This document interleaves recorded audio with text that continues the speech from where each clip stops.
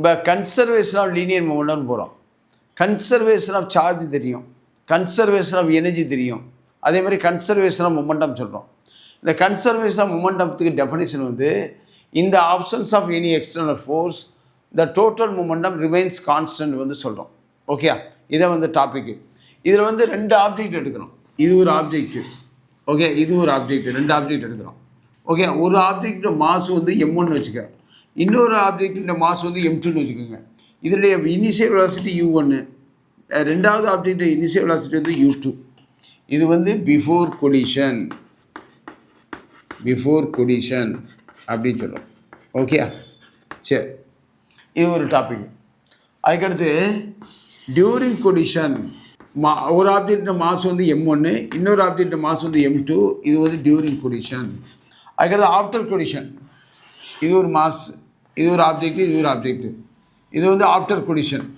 இதனுடைய வெலாசிட்டி வந்து v1, ரெண்டாவது ஆப்ஜெக்டின் வெலாசிட்டி வந்து v2. இதனுடைய மாஸ் வந்து m1, இதனுடைய மாஸ் வந்து m2. இதை வந்து டாபிக். அதாவது before collision, during collision, after collision. According to Newton second law F=ma, இதான் ஃபார்முலா. நியூட்டனுடைய செகண்ட் லா வந்து F=ma.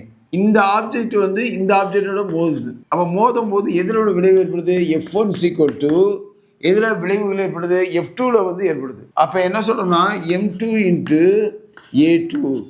அப்போ a2 வந்து என்ன சொல்கிறோம்? v2 - u2/t அப்படின்னு சொல்கிறோம். அப்போ F1 m2 × v2 - u2/t. இது ஒரு ஈக்குவேஷன். அதுக்கடுத்து செகண்ட் ஆப்ஜெக்ட் வந்து ஃபர்ஸ்ட் ஆப்ஜெக்ட் மோதும்போது F2 m1a1. ஓகே, அப்போ m1a1 சொல்லும்போது a1 v1 - u1/t.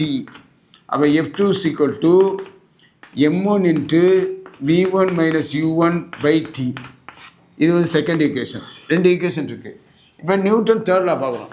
Newton third law F1 -F2. F1 வந்து m2 × v2 - u2/t -m1 × v1 - u1/t. அப்போ t கேன்சலு.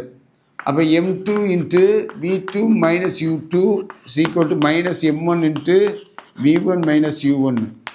அப்போ m2 × v2 -m2 × u2 -m1 v1 + m1 u1.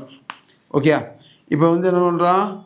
m1 v1 + m2 v2 m1 u1 + m2 u2. The total momentum before collision the total momentum after collision.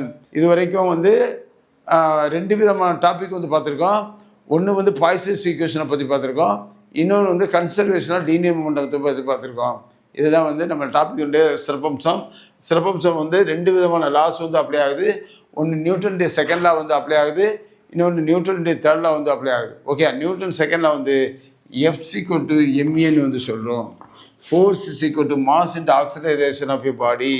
அதேமாதிரி நியூட்டனுடைய third law வந்து F1 -F2ன்னு வந்து சொல்கிறோம்.